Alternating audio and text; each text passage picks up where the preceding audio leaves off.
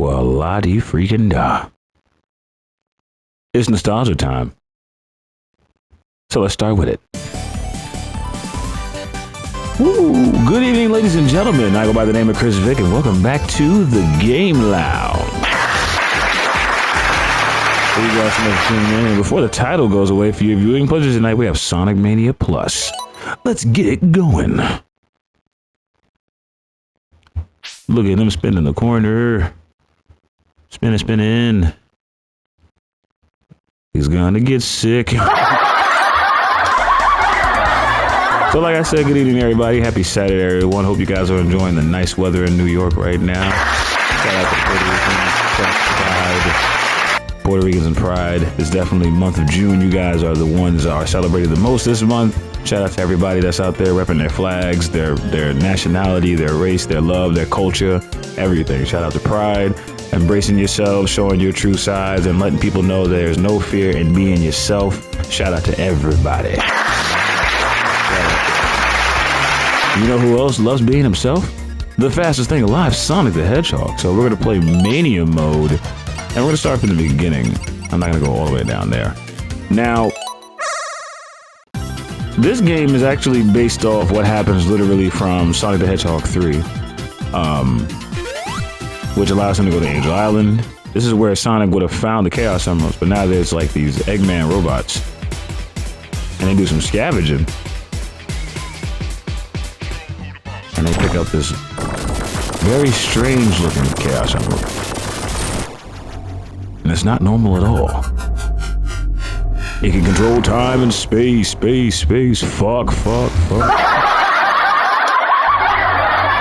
So we get warped right back to the beginning level. And here we are with the start of the game. So, let me start off by saying, as a kid, the first time I actually played Sonic the Hedgehog was on a Sega Genesis 3 that my mom had in her room. So any black family household has a spot in their house that they hide stuff. Like white people have obvious things like a safe or a closet. Black people have like putting birth certificates in the middle of the mattress. So my mom wound up having her room set up and stuff like that. Shout out to the moms everywhere, by the way. My mom wound up having her set up in her room. She had a side of her bed where the air conditioner was in the window that she would like leave stuff at. So she would have maybe money set up over there, or she would have folded clothes. At some point, she had a Sega Genesis console that I think my dad gave to her that she was going to give to us. She just never got around to doing it. It was like, I forgot, I think it was around this time of year when I found out about it too.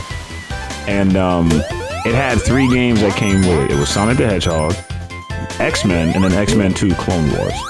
And those were probably the 3 best games to play on the console because the range of what I had for fun was like, it wasn't unlimited, but it was like, you know, it was a pretty good choice of switching up. Like, I had a fair amount of work to play. If I wanted to run really fast and platform, I could play Sonic. If I wanted to do a beat 'em up and fight Sentinels and stuff like that with mutant powers, then X-Men was my next choice. So I felt like they did a good job with getting the game, so shout out to that. But yeah, I played Sonic the Hedgehog the first time, the very first one, and it was this stage, of course, Green Hill Zone. And I was pretty amazed about how fast this little blue dude had ran. And I'm like, what's the big deal about him? And I started playing the game, and I was like, nah, he runs fast as fuck. I'm like, nah, we need a guy like that on our team. But he was pretty good. And of course, you guys know, what would a Sonic game be without an Eggman boss level? And of course, this reminds you of the first leveled one. Oh boy. You didn't stand a chance against my round, fiery spear thing. Give me that. Jesus Christ, I'm going so fast, I'm coughing.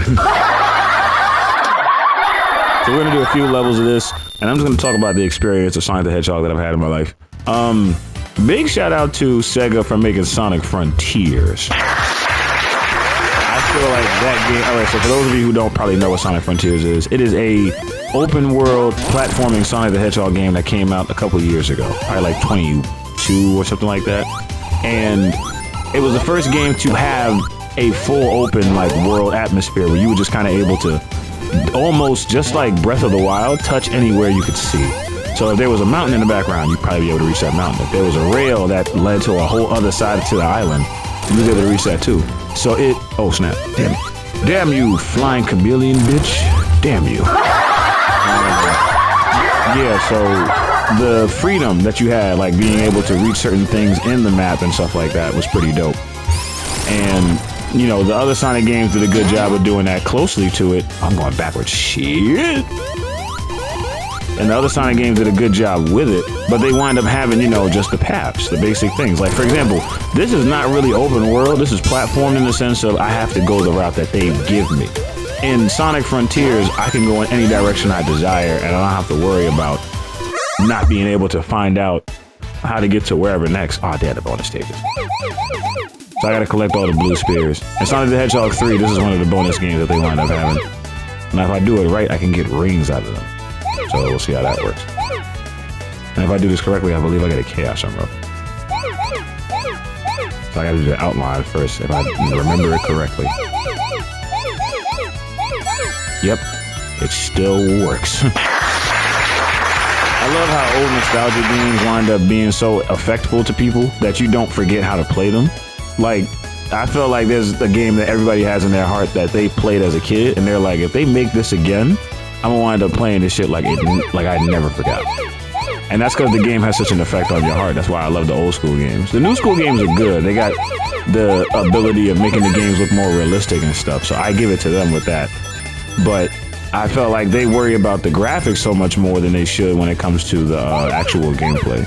Like, we want to have fun. It doesn't matter if it looks so what. Like, we'll take PS2 graphic games back just so long as we can play it on our new consoles. I speak for everyone when I say that.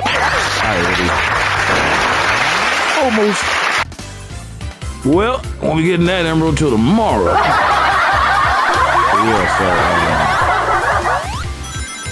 But yeah, I wound up playing Sonic the Hedgehog, and all the other games did a pretty good job. Sonic Frontiers was a really good one, and it allowed me to realize that Sega finally gave the full potential to Sonic to be able to do the whole open world thing, which I felt like they should have been ages ago had done. Because they would have wound up making more money in different ways. Like, they found different ways to make Sonic more fun. They did the racing games, the fighting games, the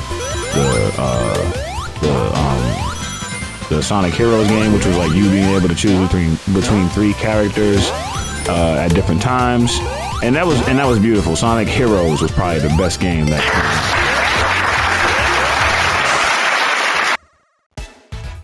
So it was pretty dope. But the fact that they did it much later on, it didn't take away from it, but it was like waiting all day to get home to receive a snack or something, and then the snack, like, you did something else throughout the day, and then by the time you got home, the snack was just not as satisfying. I don't know if I explained that correctly. Like, you wanted the snack when you wanted it, and the fact that you got it ages later, it's like, what do I really need this snack for now? That's kind of how I felt like when the game came out. But then I still played it, I still bought it, I still beat it. The DLC, it's a bitch. All that DLC is some tricky shit. They got you doing obstacle courses, and in my head, I'm like, all right, Sega, I get the fact that you was trying to make a point, but now I can't beat this game. I'm now suffering from internal I can't do it-itis. Like, you got me fucked up, but I'll figure it out someday. And Calypso's been playing it, so. But like I said, when it came to the old school Sonic games, there was I turned too early. When it came to the old school Sonic games, they had a bit of a charm to them. It felt like you really were in a different adventure each time. At least that's where my imagination took me. And I felt like the stages were perfect. I felt like the music condoned with the stages. I felt like I can do this. Yeah. I felt like the stages wind up going with the music and stuff. Everything was just kind of perfect. Oh boy. Big man on campus. Bink. Oh man, I done lost my shield. Stop shooting out shit. That little shit was like. Oh fuck, I done lost all them rings. You asshole. Oh no. Good job, oh shit, Tails.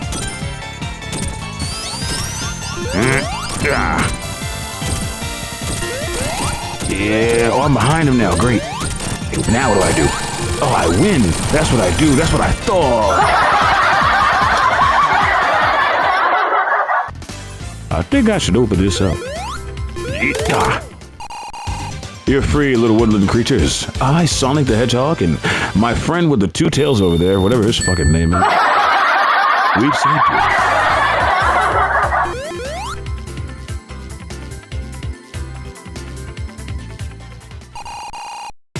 And Eggman's in control of these dudes, of course. Now, this game was a huge, it was a huge appreciation for the 90s style video games. Of course, you guys see the graphics. If you played the old school games, then you know exactly what I'm talking about. And this is from Sonic the Hedgehog 2. Now we're at the chemical plant. My boy, the Harlem Shake. We're not gonna just ignore that. From Manhattan, I know it now. But yeah, this is just a big, loving respect to the 90s game era.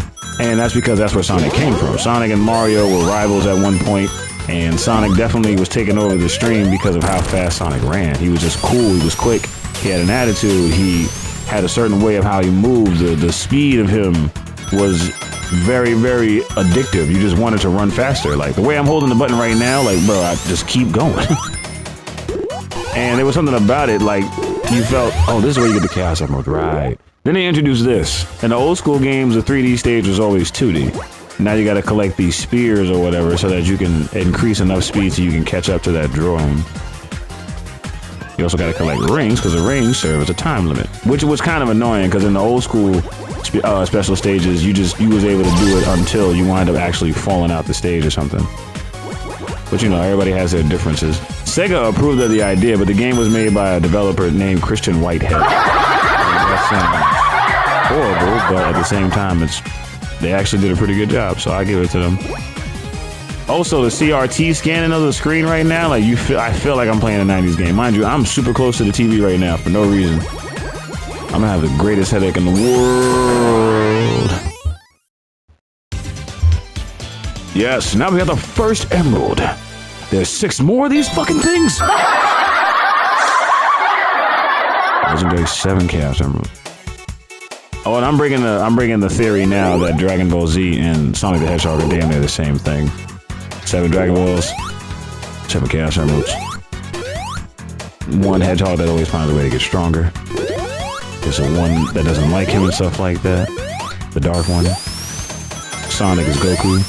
Vegeta is Shadow. Like, are you picking up what I'm putting down?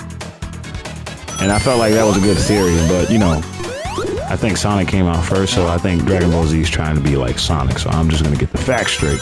But yeah, so the 90s games definitely were very addictive. The music was to die for, and it's the games that made Sonic a household name to begin with. When you wind up playing the old school games on the Sega, oh shit, did I die? I totally did. I was dead before I died. I just died before I'm dead.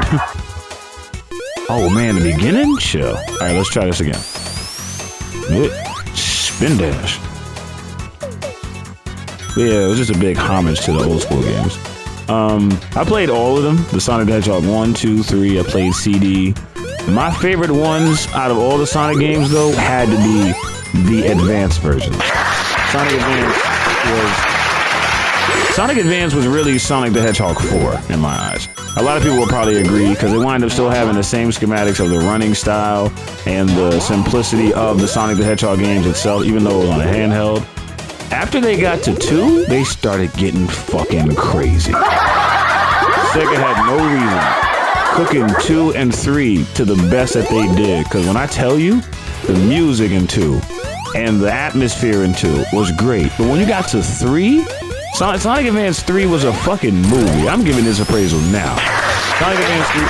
So, the way it started, like they did such a good job with the intro. Like Sonic and Tails are running through this grassy field, and it's saying presented by Sega, created by Sonic Team. And then it shows Eggman pressing a button, and a beam goes off or some shit, and then the screen goes white, and then they just hit you with the intro like Sonic Advance 3, and I'm like, bro, what the fuck is a Cymax movie? I was playing a game. I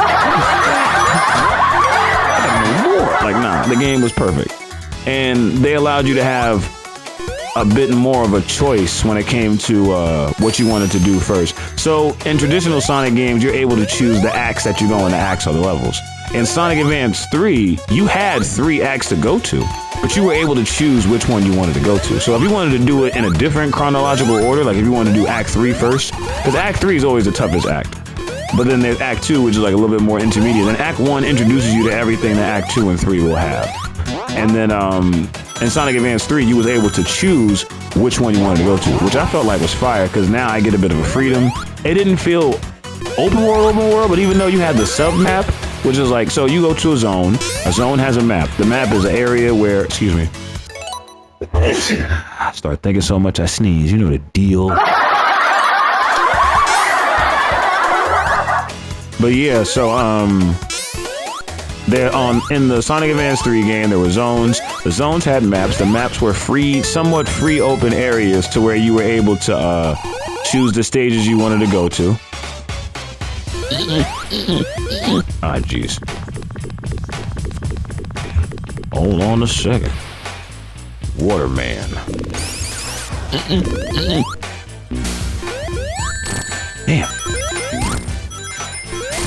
Gotta hit him, that thing is down. Come on, get it over with. Get it over with. Yeah. All right, that's my face. I pay for that. Sorry, just got $20 endorsements. They had me in Progressive. Car insurance. It's ironic that they did that. And then to be honest, before I get back into the whole Sonic Advance 3 talk, this one did a really good job when it came to just the difference and the creativity of Sonic the Hedgehog. So, of course, they cleaned up the graphics. It looks really smooth. It runs. The frame rate is to die for. You don't really miss a beat when it comes to running in this game. But when it came to the creativity, like for right now, like there's a level here where they do these syringes, and then they do whatever the fuck that was. That was pretty fucked up. But they allowed the freedom a lot more with the way that this game is, especially because it's a 90s style game in a modern time. So, like I said, it's paying homage. But at the same time, it is having its own formula, so it's able to choose whichever way it wants to go. It's gonna look 90s. It's gonna play 2020 something.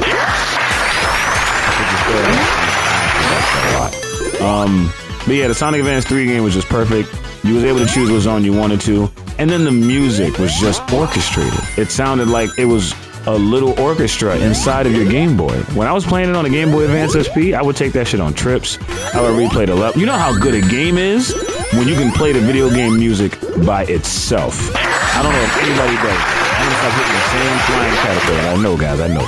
So, I don't know if anybody else feels that same way, but there's certain video game music that I could listen to all day. And my 3 favorite tracks is Forest Interlude by Donkey Kong Country 3. Then there's the other one, which is a Sonic the Hedgehog thing. It is Carnival Night from Sonic the Hedgehog 3.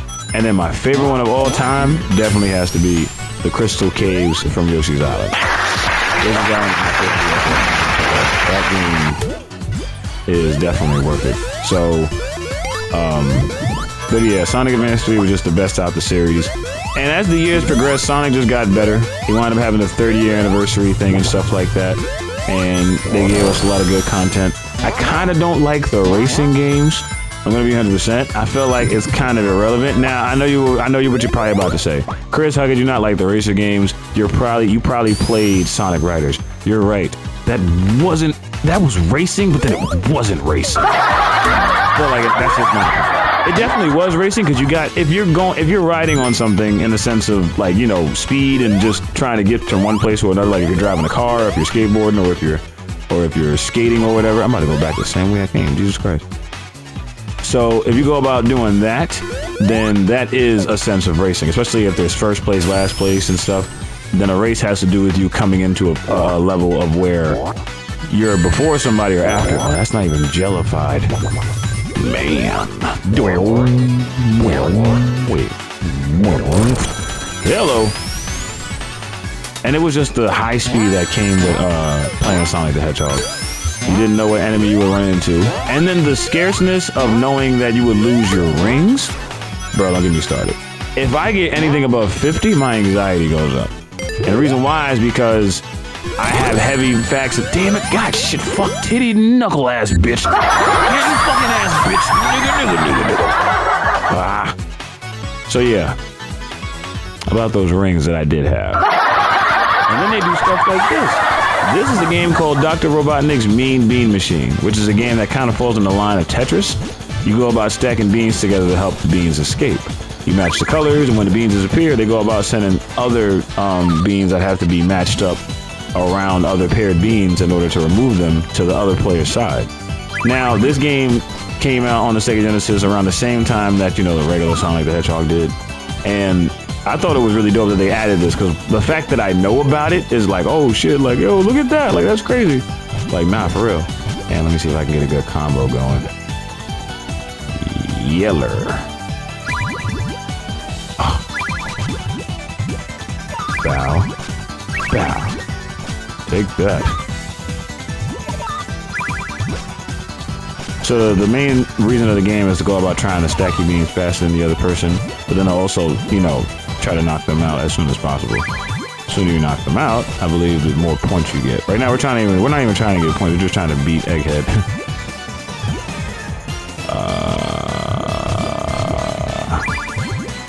Get that purple out of there, purple out of there. Go ahead and toss some blue. Toss it over you. Wait, shit. Everybody was tripping. Calm down, Sanford. Yeah, I didn't even know I was winning. That's what it is. And like I said, definitely a really good game. And I really love the fact that, you know, Sega took their time and allowed somebody else to, you know, get their hands on such a great character. Because Sonic the Hedgehog definitely is somebody that everybody will get to know and love the second they play the game. But before we get into Studiopolis, I'm going to wind up saving this episode for next time on the Game Lounge. If you guys enjoyed the show, or I did enjoy the show. If you guys enjoyed the video, please let me know. And just give me some feedback on what you think. If you want me to continue it, I will. I have the game on the console. I will continue it if you like. But you guys know the deal. Please like, comment, and subscribe. And any game ideas you might have, please send them to us. We'd definitely love to try them out. Thank you guys so much for tuning in. Also, Sonic Battle was definitely a great game. Sonic Battle. Storyline was perfect. If you thought Sonic the Hedgehog 3, that's Sonic the Hedgehog 3, Sonic Advance 3 was a masterpiece, then Sonic Battle is cinema. Definitely cinema. But like I said, you guys tell me what you think. If you want me to continue the series, I will definitely do so. If not, then the show will go on. So thank you guys so much for tuning in. And until next time, game until you sleep. Gotta go fast.